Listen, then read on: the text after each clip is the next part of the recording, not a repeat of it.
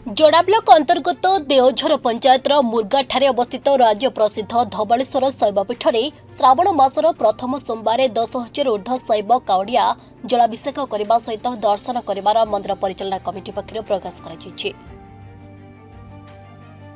राति प्राय 3टा सुधा मंदिर में मुख्य पूजक पूर्ण नायक सहयोगी मुर्गा धवलेश्वर महादेव विधि मुताबक समस्त प्रात पूजार्चना नीति संपन्न माध्यम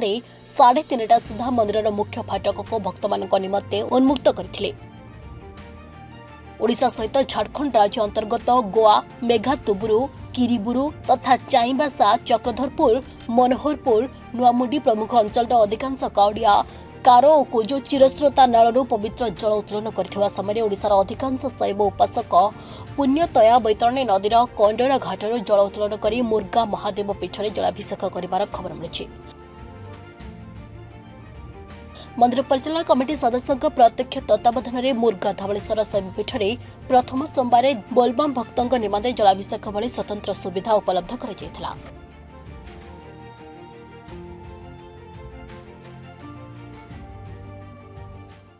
वृंदावन खलार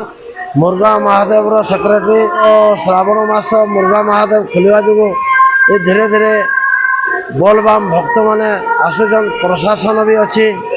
समस्ते शांति शृंखला बजाई रखाई आमर कमिटी वृंद सदस्य मैंने समस्ते आसी छत्तीसगढ़ उड़ीसा झारखंड यूपी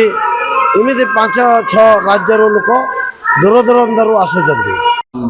बीरनायक मुर्गा महादेव उपसभापति प्रत्येक वर्ष भाया वर्ष भी भक्त मैंने आसुंच बहुत दूर दूरांतर झारखंड छत्तीसगढ़ उड़ीसा पटू बोलबम करने आम पाख गाँ मानक भी आसुँच कमिटी पक्षर देखुं आम